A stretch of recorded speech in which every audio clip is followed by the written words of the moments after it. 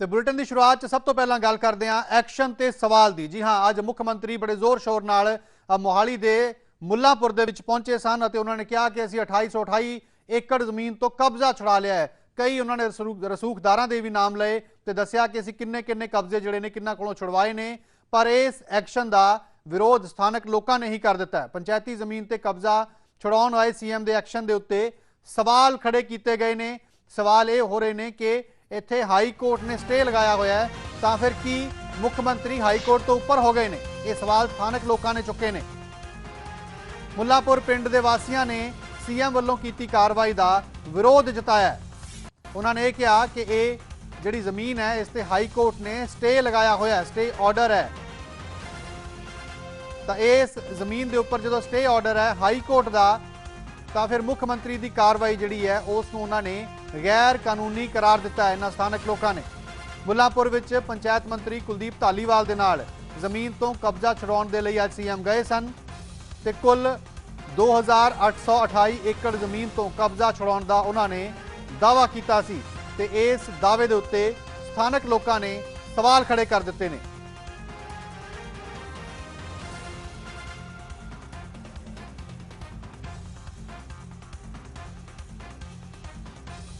की कुछ कहते हुए नजर आए ने स्थानक लोग, ये भी तुहानू सुणाउने।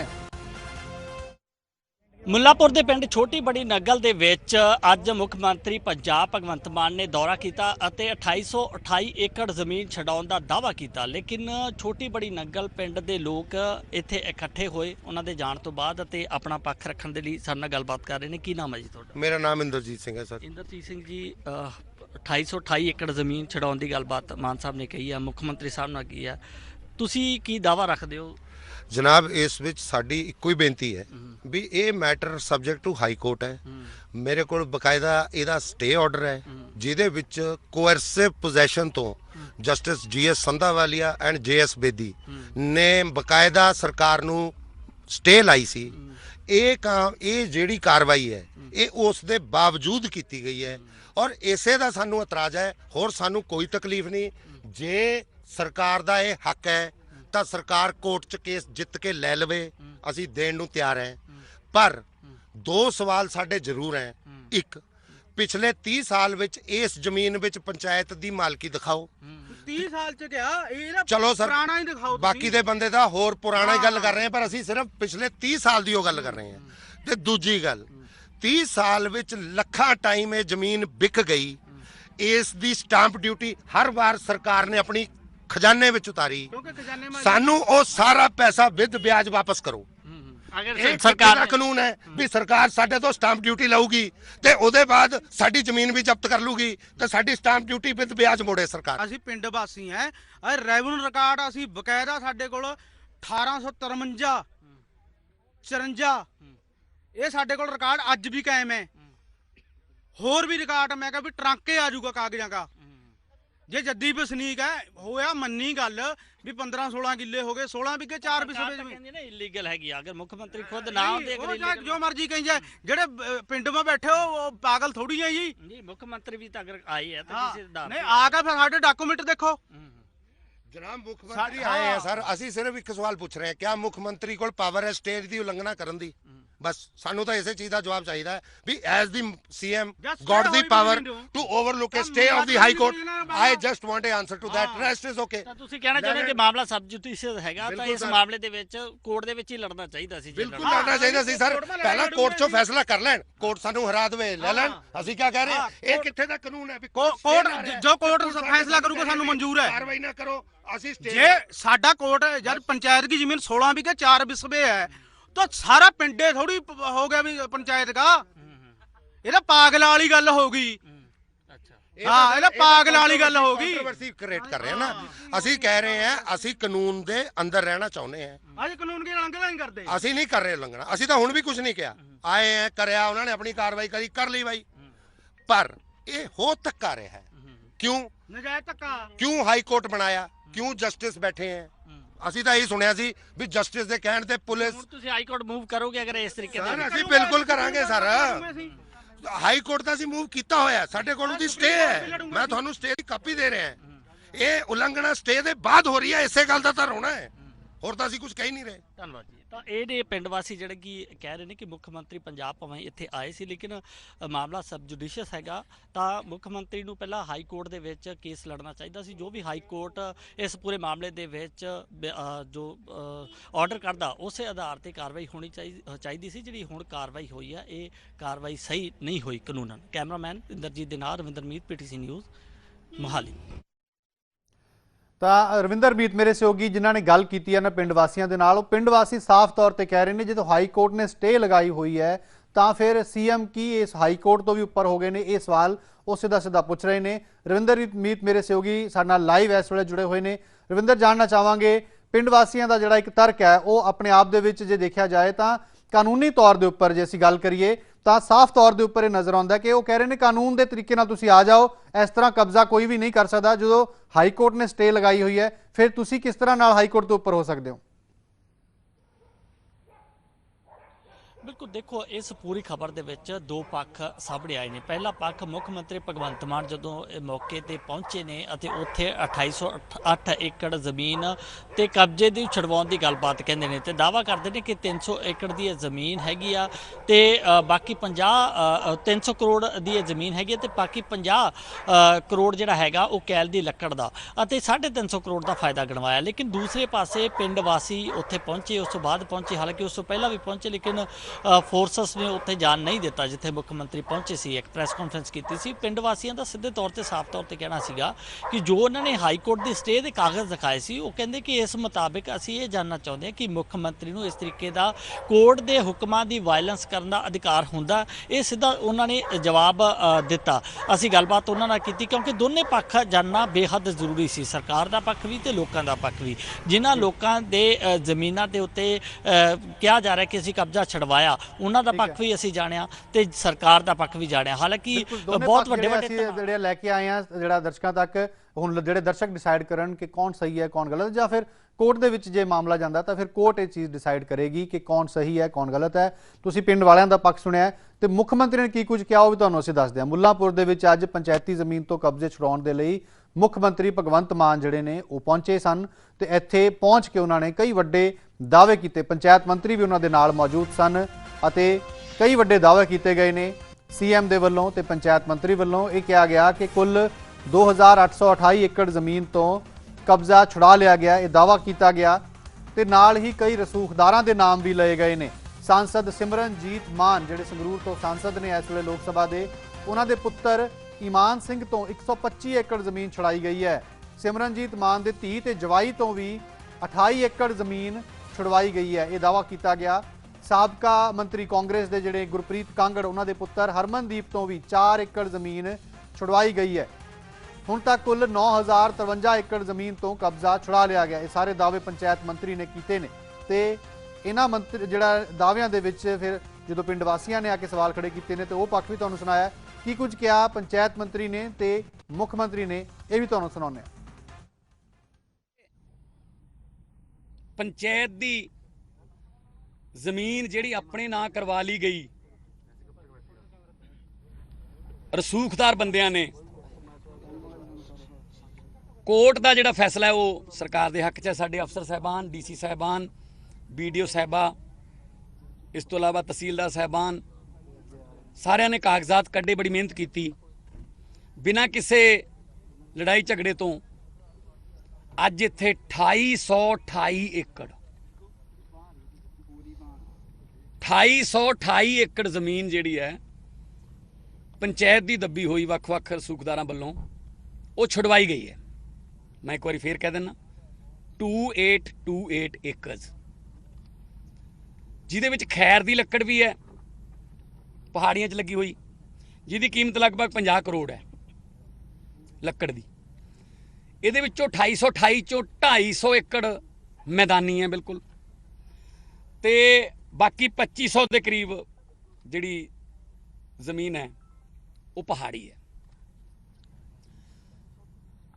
2828 ਏਕੜ ਜ਼ਮੀਨ ਛੁਡਾਈ ਗਈ ਹੈ। ਲਗਭਗ ਜੇ ਐਵਰੇਜ ਪਾ ਲਈਏ, 10 ਲੱਖ ਦੀ ਵੀ ਐਵਰੇਜ ਪਾ ਲਈਏ ਤਾਂ ਲਗਭਗ 300 ਕਰੋੜ ਤਾਂ ਜ਼ਮੀਨ ਦੀ ਵੈਲਿਊ ਹੈ, 50 ਕਰੋੜ ਹੋ ਗਈ ਖੈਰ ਦੀ ਲੱਕੜ ਦੀ ਵੈਲਿਊ। ਔਰ ਸਭ ਤੋਂ ਵੱਡੀ ਗੱਲ ਇਹ ਕਿ ਰੱਜੇ ਪੁੱਜੇ ਬੰਦੇ ਨੇ, ਕੋਈ ਇਹ 'ਚ ਆਬਾਦਕਾਰ ਨਹੀਂ ਹੈਗਾ, ਕੋਈ ਗਰੀਬ ਨਹੀਂ ਹੈਗਾ ਕਿ ਜਿਹਨੇ ਆਪਣੀ ਗੁਜ਼ਾਰੇ ਲਈ ਕੋਈ ਜ਼ਮੀਨ ਥੋੜੀ ਬਹੁਤ ਠੀਕ ਕਰ ਲਈ ਹੋਵੇ।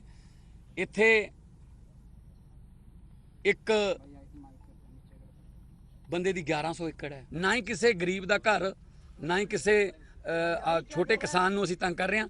ਹੁਣ ਜਿਨ੍ਹਾਂ ਕੋਲ 1100 ਏਕੜ ਹੈ, ਸਵਾ ਸੌ ਏਕੜ ਹੈ, ਤੇ ਨਾਲ ਉਹਨਾਂ ਦੇ ਬਾਪੂਆਂ ਦੇ ਜਦੋਂ ਨਾਮ ਲੈਂਦੇ ਹਾਂ ਤਾਂ ਉਹ ਬਹੁਤ ਵੱਡੇ ਵੱਡੇ ਨਾਮ ਨੇ, ਉਹਨਾਂ ਨੂੰ ਤਾਂ ਬਖਸ਼ਿਆ ਨਹੀਂ ਜਾ ਸਕਦਾ। ਸੋ ਮੈਂ ਹੁਣ ਤੁਹਾਨੂੰ ਇਹ ਕਹਿਣਾ ਚਾਹੁੰਦਾ ਕਿ 9053 ਏਕੜ ਹੁਣ ਤੱਕ ਹੋ ਚੁੱਕੀ ਹੈ, ਜਿਹੜੀ ਕਿ ਇੱਧਰ ਉੱਧਰ ਹੈਗੀ ਸੀ ਤੇ ਉਹ ਸਰਕਾਰ ਦੇ ਖਾਤੇ 'ਚ ਆ ਗਈ। ਅੱਜ ਜ਼ਮੀਨ 2828 ਏਕੜ ਆਪਾਂ ਛਡਾਈ ਹੈ। ਅੱਜ ਤੱਕ ਜਿਹੜਾ ਸਾਡੀ 9053 ਏਕੜ ਟੋਟਲ ਜ਼ਮੀਨ ਹੋ ਜੂਗੀ, ਜਿਹੜੀ ਅਸੀਂ ਛਡਾ ਕੇ ਆਪਣੇ ਮਹਿਕਮੇ ਨੂੰ ਤੇ ਸਰਕਾਰ ਨੂੰ ਜਿਹੜੀ ਦਿੱਤੀ ਹੈ। ਇਸ ਜ਼ਮੀਨ ਦੇ ਵਿੱਚ 16 ਬੰਦੇ ਸੀਗੇ। ਇੱਕ ਜਿਹੜਾ ਫੌਜਾ ਸਿੰਘ ਕੋਈ ਪ੍ਰਾਈਵੇਟ ਲਿਮਟਿਡ ਕੰਪਨੀ ਚੰਡੀਗੜ੍ਹ ਦੇ ਵਿੱਚ ਬਹੁਤ ਵੱਡੀ ਕੰਪਨੀ ਹੈ, ਇੰਫਰਾਸਟ੍ਰਕਚਰ ਕੰਪਨੀ। ਹਾਂ, ਇਹ ਬਹੁਤ ਵੱਡੀ ਕੰਪਨੀ ਆ। ਇਹਦਾ 1100 ਏਕੜ ਇਹਨਾਂ ਦੇ ਕੋਲ ਸੀਗਾ। ਇਮਾਨ ਸਿੰਘ ਪੁੱਤਰ ਸਿਮਰਜੀਤ ਸਿੰਘ ਮਾਨ, ਸਿਮਰਜੀਤ ਸਿੰਘ ਮਾਨ ਜਿਹੜੇ ਸਾਡੇ ਲੋਕ ਸਭਾ ਦੇ ਮੈਂਬਰ ਨੇ ਸੰਗਰੂਰ ਤੋਂ, ਜਿਹੜੇ ਮਤਲਬ ਬੜਾ ਪ੍ਰਚਾਰ ਕਰਦੇ ਆ ਸਿੱਖੀਜ਼ਮ ਦਾ ਵੱਖਰਾ, ਔਰ ਅੱਜ ਉਹਨਾਂ ਦੇ ਬੇਟੇ ਦੇ ਨਾਮ 125 ਏਕੜ ਜਿਹੜੀ ਜ਼ਮੀਨ ਉਹ ਨਿਕਲੀ ਆ। ਅਕਲ ਧਮਨ ਪੁੱਤਰ ਪ੍ਰਮੋਦ ਧਮਨ ਮਾਨ, Dhaman messrs Guru Nanak Dev education and charitable society, 103 ਏਕੜ ਇਹਨਾਂ ਦੇ ਨਾਂ ਜ਼ਮੀਨ ਜਿਹੜੀ ਨਿਕਲੀ ਆ। ਅੱਗੇ ਫੇਰ ਸੁਣਿਓ, ਪ੍ਰਭਦੀਪ ਸਿੰਘ ਸੰਧੂ ਪੁੱਤਰ ਗੁਰਦੀਪ ਸਿੰਘ ਸੰਧੂ ਅਤੇ ਗੋਬਿੰਦ ਸਿੰਘ ਸੰਧੂ ਪੁੱਤਰ ਪ੍ਰਭਦੀਪ ਸਿੰਘ ਸੰਧੂ, ਨਾਨਕੀ ਕੋਰ, ਇਹ ਪੁੱਤਰੀ ਸਿਮਰਜੀਤ ਸਿੰਘ ਮਾਨ ਦੇ ਧੀ ਜਵਾਈ ਨੇ। 28 ਏਕੜ ਉਹਨਾਂ ਕੋ ਨਿਕਲੀ ਆ। ਮਤਲਬ ਮਾਨ ਸਾਹਿਬ ਦੇ ਧੀ ਜਵਾਈ ਕੋ ਵੀ, ਉਹਨਾਂ ਦੇ ਪੁੱਤਰ ਕੋ, ਦੋਵਾਂ ਨੇ ਇੱਥੇ ਜ਼ਮੀਨ ਜਿਹੜੀ ਦੱਬੀ ਸੀਗੀ। ਰਵਦੁਮਨ ਸਿੰਘ ਪੁੱਤਰ ਭੁਪਿੰਦਰ ਸਿੰਘ ਗਾਬਾ ਤੇ ਜਮਨਾ ਨਗਰ ਵਾਲੇ, 25 ਏਕੜ ਇਹਨਾਂ ਨੇ ਮਤਲਬ ਜ਼ਮੀਨ ਜਿਹੜੀ ਦੱਬੀ ਸੀਗੀ। ਨਵਦੀਪ ਕੌਰ ਪਤਨੀ ਰਣਜੀਤ ਸਿੰਘ, 15 ਏਕੜ ਜ਼ਮੀਨ ਇਹਨਾਂ ਨੇ ਦੱਬੀ ਸੀਗੀ। ਦੀਪਕ ਬਾਂਸਲ ਪੁੱਤਰ ਰੂਪਚੰਦ ਬਾਂਸਲ, 11 ਏਕੜ 12 ਏਕੜ ਜ਼ਮੀਨ ਇਹਨਾਂ ਨੇ ਦੱਬੀ ਸੀਗੀ। KF farmer private limited Jalandhar ਵਾਲੇ, 11 ਏਕੜ ਜ਼ਮੀਨ ਉਹਨਾਂ ਨੇ ਦੱਬੀ ਸੀਗੀ। ਤੇਜਵੀਰ ਸਿੰਘ ਢਿੱਲੋਂ ਪੁੱਤਰ ਜਿੰਦਰ ਸਿੰਘ, 10 ਏਕੜ ਜ਼ਮੀਨ ਉਹਨਾਂ ਨੇ ਦੱਬੀ ਸੀਗੀ। ਇੰਦਰਜੀਤ ਸਿੰਘ ਢਿੱਲੋਂ ਪੁੱਤਰ ਬਲਦੇਵ ਸਿੰਘ ਢਿੱਲੋਂ, 8 ਏਕੜ ਜ਼ਮੀਨ ਉਹਨਾਂ ਨੇ ਦੱਬੀ ਸੀਗੀ। ਦੀਪਿੰਦਰ ਪਾਲ ਚਾਲ ਪੁੱਤਰ ਬਲਦੇਵ ਸਿੰਘ, 8 ਏਕੜ ਜ਼ਮੀਨ ਉਹਨਾਂ ਨੇ ਦੱਬੀ ਸੀਗੀ। ਸੰਦੀਪ ਬਾਂਸਲ ਪੁੱਤਰ ਰੂਪਚੰਦ ਬਾਂਸਲ, 6 ਏਕੜ ਜ਼ਮੀਨ ਉਹਨਾਂ ਨੇ ਦੱਬੀ ਸੀਗੀ। ਔਰ ਹਰਮਨਦੀਪ ਸਿੰਘ ਧਾਲੀਵਾਲ ਸਾਬਕਾ ਮੰਤਰੀ ਗੁਰਪ੍ਰੀਤ ਕਾਂਗੜ ਜੀ ਦੇ ਬੇਟੇ ਆ, ਜਿਹੜੇ ਕੈਪਟਨ ਮਨਿੰਦਰ ਸਿੰਘ ਜੀ ਸੱਜੀ ਬਾਂਹ ਸੀਗੇ, 5 ਏਕੜ ਉਹਨਾਂ ਦੀ ਹੈ। ਔਰ ਮਨਜੀਤ ਸਿੰਘ ਧਨੋਆ, 5 ਏਕੜ ਉਹਨਾਂ ਦੀ ਹੈ। ਸੋ ਅੱਜ ਅਸੀਂ 9053 ਏਕੜ ਜ਼ਮੀਨ ਅੱਜ ਦੀ ਡੇਟ ਸਾਡੀ ਪੂਰੀ ਹੋ ਗਈ। ਔਰ ਪੰਜਾਬ ਦੇ ਮੁੱਖ ਮੰਤਰੀ ਭਗਵੰਤ ਮਾਨ ਵੱਲੋਂ ਅੱਜ ਮੁੱਲਾਪੁਰ ਦੇ ਪਿੰਡ ਛੋਟੀ ਬੜੀ ਨੰਗਲ ਦੇ ਵਿੱਚ ਆ ਕੇ ਪ੍ਰੈਸ ਕਾਨਫਰੰਸ ਕੀਤੀ ਗਈ ਅਤੇ ਇਹ ਦਾਅਵਾ ਕੀਤਾ ਗਿਆ ਕਿ 2808 ਏਕੜ ਜ਼ਮੀਨ ਉਹਨਾਂ ਵੱਲੋਂ ਛੜਾਈ ਗਈ ਹੈ। ਤਾਂ ਇਸ ਜ਼ਮੀਨ ਦੇ ਵਿੱਚ ਇੱਕ ਬੋਰਡ ਵੀ ਲਗਾ ਦਿੱਤਾ ਗਿਆ, ਨੋਟਿਸ ਲਗਾਇਆ ਗਿਆ, ਇਹ ਜ਼ਮੀਨ ਗ੍ਰਾਮ ਪੰਚਾਇਤ ਛੋਟੀ ਬੜੀ ਨੰਗਲ ਦੀ ਮਲਕੀਅਤ ਹੈ। ਜਿਹੜਾ ਵੀ ਇਸ ਜ਼ਮੀਨ ਤੇ ਕਬਜ਼ਾ ਕਰੇਗਾ ਉਸ ਦੇ ਵਿਰੁੱਧ ਕਾਨੂੰਨੀ ਕਾਰਵਾਈ ਕੀਤੀ ਜਾਏਗੀ। ਵਾਹ ਹੁਕਮ ਸਰਪੰਚ ਗ੍ਰਾਮ ਪੰਚਾਇਤ ਛੋਟੀ ਬੜੀ ਨੰਗਲ, ਬਲਾਕ ਮਾਜਰੀ, ਜ਼ਿਲ੍ਹਾ SSA ਨਗਰ ਮੋਹਾਲੀ। ਤਾਂ ਇੱਥੇ ਅੱਜ ਆ ਕੇ ਉਹਨਾਂ ਨੇ 2828 ਏਕੜ ਜ਼ਮੀਨ ਜਿਹੜੀ ਹੈਗੀ ਆ ਉਹ ਖਰੀਦ ਕਰਾਈ। ਹਾਲਾਂਕਿ ਇਹਦੇ ਚੋਂ ਇੱਕ ਵੱਡਾ ਜਿਹੜਾ ਹਿੱਸਾ ਪਹਾੜਾਂ ਦਾ ਹੈਗਾ, ਪਹਾੜੀ ਜ਼ਮੀਨ ਹੈਗੀ ਆ ਜ਼ਿਆਦਾਤਰ।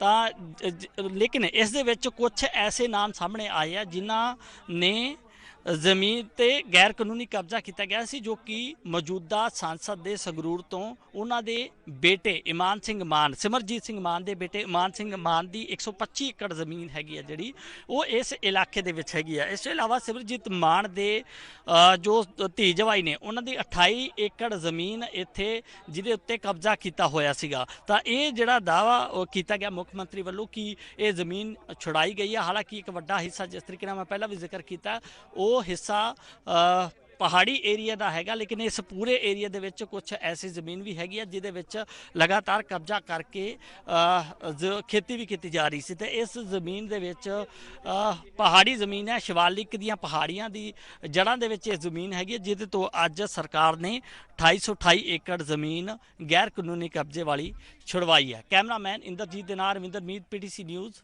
ਚੰਡੀਗੜ੍ਹ। ਤਾਂ ਅੱਜ ਮੁੱਖ ਮੰਤਰੀ ਤੇ ਪੰਚਾਇਤ ਮੰਤਰੀ ਦੀ ਇੱਕ ਸਪੇਸ ਪ੍ਰੈਸ ਕਾਨਫਰੰਸ ਦੇ ਵਿੱਚ ਪੀਟੀਸੀ ਦਾ ਨਾਮ ਵੀ ਉਛਾਲਿਆ ਗਿਆ। ਉਸ ਦੇ ਬਾਰੇ ਅਸੀਂ ਤੁਹਾਨੂੰ ਪੂਰੀ ਜਾਣਕਾਰੀ ਦੇਣੀ ਚਾਹਾਂਗੇ। ਅੱਜ ਮੁੱਖ ਮੰਤਰੀ ਭਗਵੰਤ ਮਾਨ ਤੇ ਪੰਚਾਇਤ ਮੰਤਰੀ ਕੁਲਦੀਪ ਸਿੰਘ ਧਾਲੀਵਾਲ ਵੱਲੋਂ ਮੁੱਲਾਂਪੁਰ 'ਚ ਜਿਹੜੀ ਨਜਾਇਜ਼ ਜ਼ਮੀਨ ਛੁਡਾਉਣ ਦੀ ਕਾਰਵਾਈ ਕੀਤੀ ਗਈ ਹੈ, ਉਸ 'ਚ ਪੰਚਾਇਤ ਮੰਤਰੀ ਵੱਲੋਂ ਬਕਾਇਦਾ ਰੀਟਾ ਸ਼ਰਮਾ ਨਾਮ ਦੀ ਇੱਕ ਪੱਤਰਕਾਰ ਦੇ ਕਬਜ਼ੇ ਹੇਠੋਂ ਵੀ ਜ਼ਮੀਨ ਛੁਡਾਉਣ ਦੀ ਗੱਲ ਆਖੀ ਗਈ ਹੈ ਤੇ ਰੀਟਾ ਸ਼ਰਮਾ ਦਾ ਨਾਮ ਪੀਟੀਸੀ ਅਦਾਰੇ ਦੇ ਨਾਲ ਜਿਹੜਾ ਵਿਸ਼ੇਸ਼ ਤੌਰ ਤੇ ਜੋੜਿਆ ਗਿਆ। ਇੱਥੇ ਮੰਤਰੀ ਸਾਹਿਬ ਨੂੰ ਅਸੀਂ ਇਹ ਗੱਲ ਸਪਸ਼ਟ ਕਰ ਦਈਏ ਕਿ ਰੀਟਾ ਸ਼ਰਮਾ ਕਦੇ ਵੀ ਪੀਟੀਸੀ ਦੀ ਮੁਲਾਜ਼ਮ ਨਹੀਂ ਰਹੀ ਹੈ। ਅੱਜ ਤੋਂ ਤਕਰੀਬਨ 10 ਸਾਲ ਪਹਿਲਾਂ ਉਹ ਪੀਟੀਸੀ ਲਈ ਇੱਕ ਫ੍ਰੀਲਾਂਸ ਸ਼ੋਅ ਕਰਦੀ ਸੀ। ਜੀ ਹਾਂ, ਫ੍ਰੀਲਾਂਸ ਸ਼ੋਅ 10 ਸਾਲ ਪਹਿਲਾਂ ਕਰਦੀ ਸੀ। ਇਸ ਤੋਂ ਇਲਾਵਾ ਪੀਟੀਸੀ ਨਾਲ ਰੀਟਾ ਸ਼ਰਮਾ ਦਾ ਕੋਈ ਵੀ ਲੈਣਾ ਦੇਣਾ ਨਹੀਂ ਹੈ। ਤੇ ਹੁਣ ਪੰਚਾਇਤ ਮੰਤਰੀ ਸਾਹਿਬ ਇਹ ਵੀ ਦੱਸ ਦੇਣ ਕਿ ਇੱਕ ਅਦਾਰੇ ਲਈ 10 ਸਾਲ ਪਹਿਲਾਂ ਫ੍ਰੀਲਾਂਸ ਕੰਮ ਕਰਨ ਵਾਲੇ ਵਿਅਕਤੀ ਦਾ ਨਾਮ ਤੁਸੀਂ ਉਸ ਅਦਾਰੇ ਨਾਲ ਕਿਵੇਂ ਜੋੜ ਸਕਦੇ ਹੋ। ਤੇ ਧਾਲੀਵਾਲ ਸਾਹਿਬ ਜੇ ਇਹ ਕਹਿ ਰਹੇ ਨੇ ਤਾਂ ਅਸੀਂ ਉਹਨਾਂ ਨੂੰ ਇਹ ਵੀ ਯਾਦ ਕਰਵਾ ਦਈਏ ਕਿ ਰੀਟਾ ਸ਼ਰਮਾ ਠੀਕ ਉਸੇ ਤਰ੍ਹਾਂ ਹੀ ਪੀਟੀਸੀ ਲਈ ਫ੍ਰੀਲਾਂਸ ਕੰਮ ਕਰਦੇ ਸੀ ਜਿਵੇਂ ਕਿ ਇਸ ਵੇਲੇ ਦੇ ਮੁੱਖ ਮੰਤਰੀ ਭਗਵੰਤ ਮਾਨ ਕਦੇ ਪੀਟੀਸੀ ਲਈ ਫ੍ਰੀਲਾਂਸ ਕੰਮ ਕਰਦੇ ਸਨ। ਕੀ ਇਸ ਤਰ੍ਹਾਂ ਨਾਮ ਜੋੜਨਾ ਜਾਇਜ਼ ਹੈ? ਉਹ ਕੀ ਕਿਹਾ ਗਿਆ ਵੀ ਤੁਹਾਨੂੰ ਸੁਣਾਉਂਦੇ ਹਾਂ। ਮਾਨ ਸਾਹਿਬ, ਰੀਟਾ ਸ਼ਰਮਾ 4 ਏਕੜ ਇਹਨਾਂ ਦੀ ਆ ਜਿਹੜੀ ਪੀਟੀਸੀ ਦੇ ਨਾਲ ਜਿਨ੍ਹਾਂ ਦੇ ਸਬੰਧ ਹੈ, ਪੀਟੀਸੀ ਦੇ ਨਾਲ ਜਿਨ੍ਹਾਂ ਦਾ ਮਤਲਬ ਤਲਕ ਵਾਸਤਾ, ਉਹਨਾਂ ਨੇ 4 ਏਕੜ ਜ਼ਮੀਨ ਦੱਬੀ ਸੀ ਕਿ 2828 ਏਕੜ ਜ਼ਮੀਨ ਦਾ ਅੱਜ ਸਾਡੀ ਟੀਮ ਨੇ ਸਵੇਰ ਤੋਂ ਲੈ ਕੇ ਹੁਣ ਤੱਕ ਜਿਹੜਾ ਉਹ ਕਬਜ਼ਾ ਲਿਆ। ਔਰ ਇਹ ਸਾਡੀ ਮੁਹਿੰਮ ਜਿਹੜੀ ਇਹ ਇਦਾਂ ਹੀ ਜਾਰੀ ਰਹੂਗੀ। ਔਰ ਮਾਨ ਸਾਹਿਬ ਤਾਂ ਕਿਸ ਤਰ੍ਹਾਂ ਇਹ ਇਸ ਚੀਜ਼ ਨੂੰ ਜਾਣਬੁੱਝ ਕੇ ਕੀਤਾ ਜਾ ਰਿਹਾ? ਤੁਸੀਂ ਦੇਖਿਆ ਕਿ ਜਿਸ ਤਰ੍ਹਾਂ ਹੀ ਕੁਲਦੀਪ ਧਾਲੀਵਾਲ ਨੇ ਰੀਟਾ ਸ਼ਰਮਾ ਦਾ ਨਾਮ ਲਿਆ ਤੇ ਕਿਹਾ ਗਿਆ ਕਿ ਪੀਟੀਸੀ ਨਾਲ ਸੰਬੰਧ ਹੈ ਤੇ ਮੁੱਖ ਮੰਤਰੀ ਨੇ ਪੀਟੀਸੀ ਦਾ ਮਾਈਕ ਵੀ ਚੱਕ ਕੇ ਜਿਹੜਾ ਹੈ ਉਹ ਰੱਖਿਆ। ਤਾਂ ਮੁੱਖ ਮੰਤਰੀ ਭਗਵੰਤ ਮਾਨ ਤੇ ਪੰਚਾਇਤ ਮੰਤਰੀ ਕੁਲਦੀਪ ਧਾਲੀਵਾਲ ਵੱਲੋਂ ਮੁੱਲਾਂਪੁਰ 'ਚ ਨਜਾਇਜ਼ ਜ਼ਮੀਨ ਛੁਡਾਉਣ ਦੀ ਕਾਰਵਾਈ ਕੀਤੀ ਗਈ। ਠੀਕ ਹੈ, ਇਸ ਦੇ ਵਿੱਚ ਪੰਚਾਇਤ ਮੰਤਰੀ ਵੱਲੋਂ ਰੀਟਾ ਸ਼ਰਮਾ ਨਾਂ ਦੀ ਇੱਕ ਪੱਤਰਕਾਰ ਦੇ ਕਬਜ਼ੇ ਹੇਠੋਂ ਵੀ ਜ਼ਮੀਨ ਛੁਡਾਉਣ ਦੀ ਗੱਲ ਆਖੀ ਗਈ ਹੈ ਤੇ ਰੀਟਾ ਸ਼ਰਮਾ ਦਾ ਨਾਮ ਪੀਟੀਸੀ ਅਦਾਰੇ ਨਾਲ ਜੋੜਿਆ ਗਿਆ। ਮੁੱਖ ਮੰਤਰੀ ਨੇ ਵੀ ਮਾਈਕ ਜਿਹੜਾ ਹੈ ਚੱਕ ਕੇ ਉਹ ਰੱਖਿਆ ਪੀਟੀਸੀ ਦਾ। ਇੱਥੇ ਮੰਤਰੀ ਸਾਹਿਬ ਨੂੰ ਅਸੀਂ ਇਹ ਗੱਲ ਸਪਸ਼ਟ ਕਰ ਦਈਏ ਕਿ ਰੀਟਾ ਸ਼ਰਮਾ ਕਦੇ ਵੀ ਪੀਟੀਸੀ ਦੀ ਮੁਲਾਜ਼ਮ ਨਹੀਂ ਰਹੀ ਹੈ। ਅੱਜ ਤੋਂ ਤਕਰੀਬਨ 10 ਸਾਲ ਪਹਿਲਾਂ ਉਹ ਪੀਟੀਸੀ ਲਈ ਇੱਕ ਫ੍ਰੀਲਾਂਸ ਸ਼ੋਅ ਕਰਦੀ ਸੀ।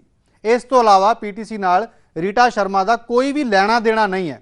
ਹੁਣ ਪੰਚਾਇਤ ਮੰਤਰੀ ਸਾਹਿਬ ਇਹ ਦੱਸ ਦੇਣ ਕਿ ਇੱਕ ਅਦਾਰੇ ਲਈ 10 ਸਾਲ ਪਹਿਲਾਂ ਫ੍ਰੀਲਾਂਸ ਕੰਮ ਕਰਨ ਵਾਲੇ ਵਿਅਕਤੀ ਦਾ ਨਾਮ ਤੁਸੀਂ ਉਸ ਅਦਾਰੇ ਨਾਲ ਕਿਵੇਂ ਜੋੜ ਸਕਦੇ ਹੋ।